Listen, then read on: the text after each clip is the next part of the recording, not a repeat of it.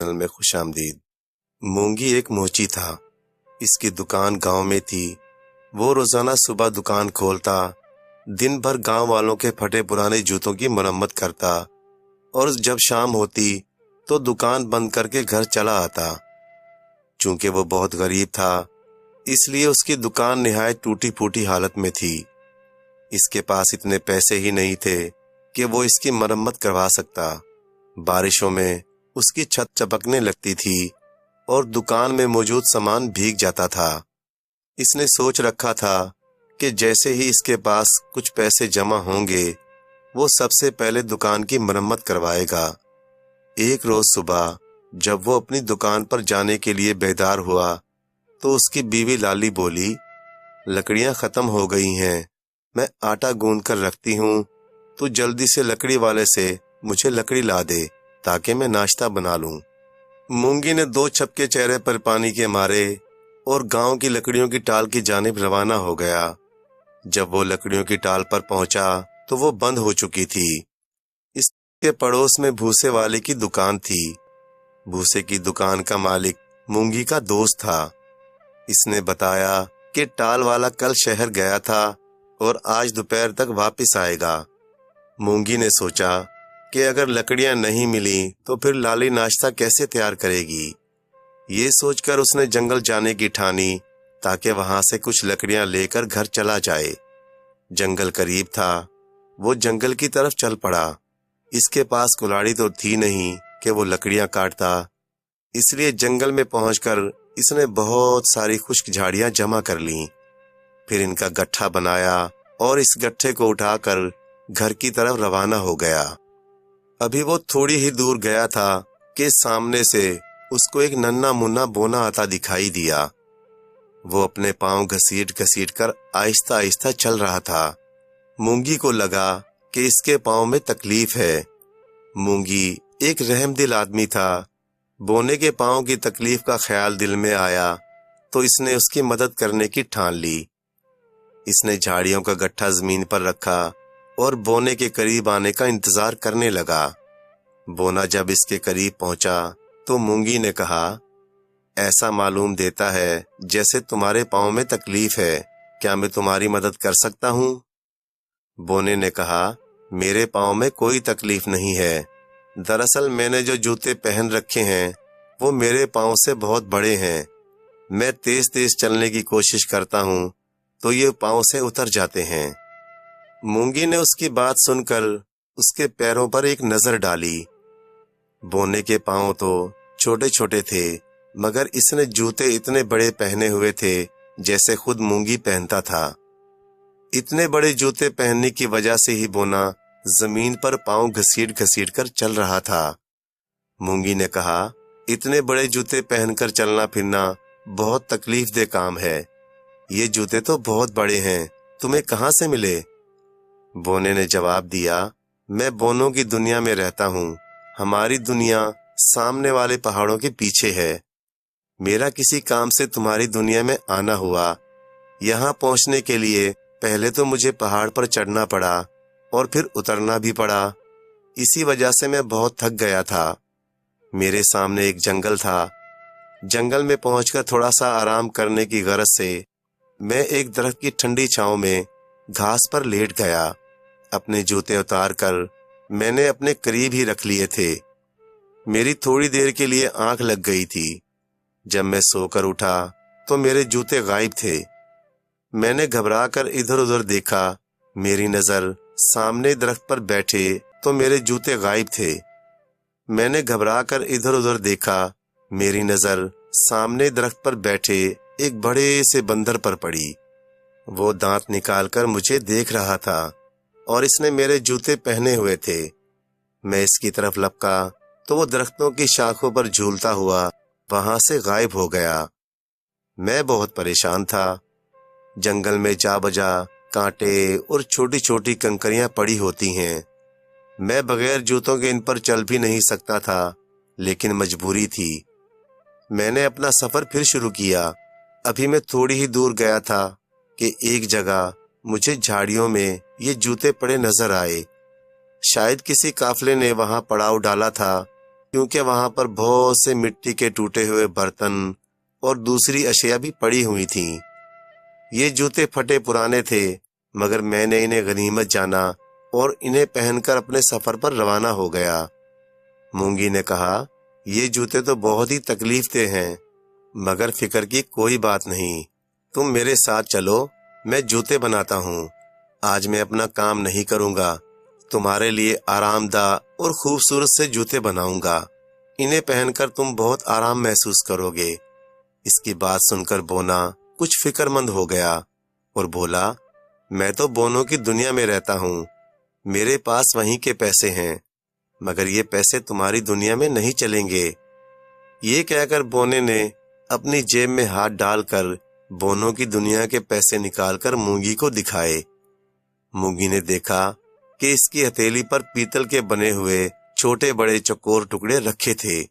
ان پر نہ تو کوئی تصویر تھی اور نہ ہی کچھ لکھا ہوا تھا۔ مونگی ایک اچھا آدمی تھا، اس نے بونے سے کہا، ہاں، اس طرح کے پیسے ہمارے یہاں نہیں چلتے، لیکن میں تمہارے لیے پھر بھی جوتے بناؤں گا، تم پیسوں کی طرف سے فکر مت کرو، سمجھنا وہ جوتے میری طرف سے تمہارے لیے ایک تحفہ ہوں گے۔ بونا یہ سن کر خوش ہو گیا۔ مونگی اسے ساتھ لے کر گھر آیا اور جنگل سے لائی ہوئی جھاڑیوں کا گٹھا چولہے کے پاس رکھ دیا۔ مونگی کے ساتھ ایک بونے مہمان کو دیکھ کر لالی نے جلدی سے چولہا جلایا اور ناشتہ تیار کرنے لگی۔ ناشتے کے بعد مونگی بونے کو لے کر اپنی دکان پر آیا اور اس کے جوتے بنانے میں مصروف ہو گیا۔ دوپہر تک جوتے تیار ہو گئے تھے۔ وہ نہایت نرم و ملائم کھال سے بنے تھے اور بونے کی پنڈلیوں تک لمبے تھے۔ بونے نے انہیں پہن کر دیکھا اور خوش ہو گیا اور بولا، مونگی، تمہارا بہت شکریہ، تم نے بہت خوبصورت اور آرام دہ جوتے بنائے ہیں، تم ایک بہت اچھے انسان ہو، میں تمہیں ہمیشہ یاد رکھوں گا۔ اچھا، اب میں چلتا ہوں تاکہ رات ہونے سے پہلے اپنے گھر پہنچ جاؤں۔ مونگی نے اسے خدا حافظ کہا اور دوبارہ اپنے کام میں مصروف ہو گیا۔ اس واقعے کو ہوئے کافی دن گزر گئے۔ مونگی اس بونے کو بھول گیا تھا۔ اچانک ایک روز رات کو اس کے گھر کے دروازے پر دستک ہوئی۔ مونگی نے دروازہ کھولا اور یہ دیکھ کر بہت خوش ہوا کہ وہی بونا اس کے دروازے پر کھڑا ہے۔ سامنے ایک چھوٹی سی بگھی کھڑی تھی۔ بونا اسی بگھی میں سوار ہو کر آیا تھا۔ وہ بونے کو لے کر گھر میں آ گیا۔ لالی بھی بونے کو دوبارہ اپنے گھر میں دیکھ کر بہت خوش ہوئی۔ اس نے گڑ کے میٹھے چاول بنا رکھے تھے۔ اس نے وہ چاول بونے کے آگے رکھے۔ بونے کو میٹھے چاول بہت پسند تھے۔ اس نے لالی کا شکریہ ادا کیا اور چاول کھانے میں مصروف ہو گیا۔ کھانے کے بعد اس نے مونگی سے کہا، مونگی، تمہارے بنائے ہوئے جوتوں کی میرے ملک میں ہر طرف دھوم مچ گئی ہے۔ وہاں کے سب لوگ تو چاول، میزری یا پھر گندم کے سوکھے پودوں سے بنے ہوئے جوتے پہنتے ہیں۔ ایسے شاندار چمڑے کے بنے ہوئے خوبصورت جوتے انہوں نے کبھی نہیں دیکھے۔ ان جوتوں کی خبر شاہی محل میں بھی پہنچ گئی ہے۔ ہمارے بادشاہ نے مجھے تمہارے پاس بھیجا ہے اور کہا ہے کہ تم ان کے، ملکہ کے اور ان کے بچوں کے جوتے بناؤ گے، اس لیے میں تمہیں لینے آیا ہوں۔ بس اب چلنے کی تیاری شروع کر دو، ہمارا بادشاہ اس کام کا تمہیں بہت سا انعام دے گا۔ بونے کی باتیں سن کر مونگی بہت خوش ہوا۔ اس نے کہا، ہاں ہاں، میں ضرور تمہارے ساتھ چلوں گا، اسی بہانے میں بونوں کی دنیا بھی دیکھ لوں گا۔ سنا ہے بونوں کی دنیا بہت خوبصورت ہے، سب لوگ بہت پیار محبت سے رہتے ہیں۔ مونگی، تم نے ٹھیک سنا ہے، ہماری دنیا کے لوگ بہت اچھے ہیں، بالکل تمہاری اور تمہاری بیوی کی طرح۔ تم نے بھی تو میرے ساتھ بہت اچھا سلوک کیا تھا۔ میرے پاس تمہیں دینے کے لیے ایک پیسہ بھی نہیں تھا، اس کے باوجود بھی تم نے مجھے جوتے بنا کر دیے۔ تمہاری بیوی بھی بہت اچھی ہے، اس نے بھی میری بہت خاطر مدارت کی تھی۔ مونگی اس کی بات سن کر بولا، ہم نے جو کیا تھا وہ ہمارا فرض تھا، ویسے بھی کسی کے کام آنا بہت اچھی بات ہے۔ بونے نے اپنی جیب سے سونے کی چند چھوٹی چھوٹی ڈلیاں نکال کر مونگی کو دیں اور بولا، یہ سونے کی ڈلیاں ہمارے بادشاہ نے تمہارے لیے بھجوائی ہیں تاکہ انہیں بیچ کر تم جوتے بنانے کے لیے چمڑا اور دوسری چیزیں خرید سکو۔ اس کے علاوہ تمہیں ایک گھوڑا بھی خریدنا پڑے گا، اس پر بیٹھ کر ہی تم ہمارے ملک جا سکو گے۔ وہ پہاڑوں کے پیچھے ہے اور یہاں سے کافی فاصلے پر ہے۔ بس اب تم تیاریاں شروع کر دو، میں 1 ہفتے بعد پھر آؤں گا اور تمہیں اپنے ساتھ لے جاؤں گا۔ یہ کہہ کر بونا اپنی سنہری بگھی میں بیٹھ کر وہاں سے روانہ ہو گیا۔ بگھی میں ایک چھوٹا سا گھوڑا جتا ہوا تھا۔ بونا بگھی پر سوار ہو گیا تو گھوڑا ہلکی سی آواز میں ہنہنایا، سر گھما کر مونگی کو دیکھا اور پھر روانہ ہو گیا۔ بونے کے جانے کے بعد مونگی نے جب سونے کی ڈلیاں لالی کو دکھائیں تو وہ بھی بہت خوش ہوئی۔ مونگی نے اب اپنے سفر کی تیاریاں شروع کر دی تھیں۔ اس نے نرم و نازک چمڑا، نئے اوزار، ریشمی دھاگا اور جوتے بنانے میں کام آنے والی دوسری چیزیں خرید لیں۔ اس نے سواری کے لیے ایک گھوڑا بھی خرید لیا تھا۔ اسے اس بات کی بہت خوشی تھی کہ اس کے کام کو بونوں کی دنیا میں بھی پسند کیا گیا تھا۔ اب اسے بونے کی آمد کا انتظار تھا۔ آخر خدا خدا کر کے 1 ہفتہ گزرا اور ایک صبح بونا اپنی بگھی میں سوار اس کے گھر آ پہنچا۔ مونگی تو تیار ہی بیٹھا تھا۔ اس نے لالی کو خدا حافظ کہا اور بونے کے ساتھ چل پڑا۔ بونے کی بگھی آگے آگے تھی اور مونگی اپنے گھوڑے پر سوار اس کے پیچھے چلا آ رہا تھا۔ اونچے اونچے پہاڑوں کو عبور کر کے وہ ایک میدان میں پہنچے۔ میدان ختم ہوا تو سامنے کسی شہر کے آثار نظر آئے۔ اسی شہر میں بونا رہتا تھا۔ مونگی جب شہر میں داخل ہوا تو اس نے بہت سے چھوٹے چھوٹے خوبصورت گھر دیکھے۔ وہاں پر خوب چہل پہل نظر آ رہی تھی اور چھوٹے چھوٹے بونے رنگ برنگے لباسوں میں ملبوس اپنے اپنے کاموں میں مصروف تھے۔ ان کے جانور بھی انہی کی طرح چھوٹے تھے۔ مونگی کو گلیوں میں مرغیاں بھی نظر آئیں۔ ان مرغیوں کا قد چوزوں جتنا تھا اور وہ بھاگتی پھر رہی تھیں۔ مونگی انہیں دیکھ کر سوچنے لگا کہ جانے ان کے چوزے کتنے بڑے ہوتے ہوں گے۔ وہاں اسے پھلوں کے درخت بھی نظر آئے۔ وہ تھے تو درخت مگر جھاڑیوں جتنے تھے اور پھلوں سے لدے ہوئے تھے۔ ان میں لگے سیب بیروں جتنے تھے اور کیلے مونگی کی چھوٹی انگلیوں کے برابر تھے۔ یہی حال ان پر بیٹھے پرندوں کا تھا۔ چڑیا بھنوروں جتنی تھی اور کائیں کائیں کرتے کوے چھوٹی چڑیوں کے جتنے تھے۔ یہ تمام چیزیں دیکھنے میں مونگی کو بڑا مزہ آ رہا تھا۔ بونا مونگی کو لے کر ایک بہت ہی خوبصورت اور بڑی سی عمارت کے پاس لے آیا۔ یہ بادشاہ کا محل تھا۔ یہ محل اتنا بڑا تھا کہ مونگی تھوڑا سا جھک کر اس میں داخل ہو گیا۔